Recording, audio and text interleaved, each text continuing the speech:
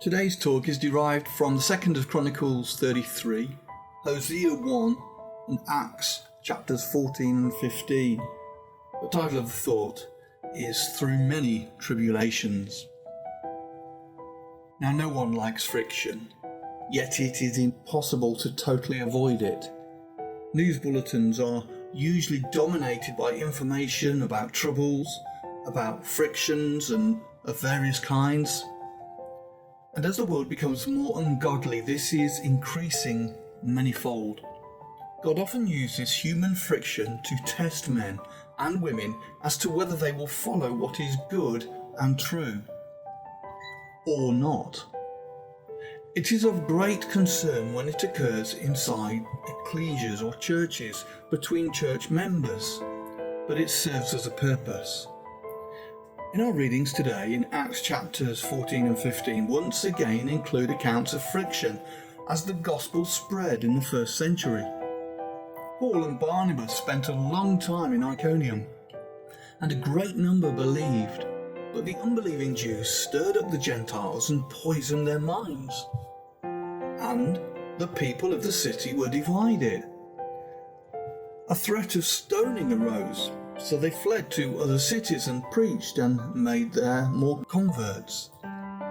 Later, they made a return journey, strengthening the souls of the disciples, encouraging them to continue in the faith, and saying that through many tribulations we must enter the kingdom of God. Verse 22. Very few of us have faced troubles like this. Is that a blessing or not? The last year or two has brought disturbing news about fellow believers in some of the countries and led to many prayers on their behalf. All previous generations have faced difficulties, often because they would not join the army and train to fight. When the speaker was 19, I had to go to court because I refused to do this. Some of the relatively few believers in Germany were killed by the Nazis. Also in Russia, Ukraine, in the 1930s, fellow believers were all killed.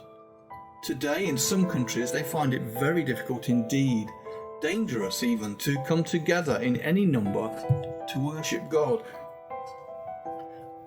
But friction results in greater conviction. You ask yourself whether you are really certain of what you believe. If you are not certain that what you are doing is defending the truth and that it is vitally important, you will not defend it, or only half-heartedly so. The only really convinced people you seem to hear about these days, at least in this country, are those who are certain there is no God and they should be allowed to live whatever lifestyle suits them. What are we really certain about? We have to make sure now that we have a clear answer. Check how much oil is in our lamps.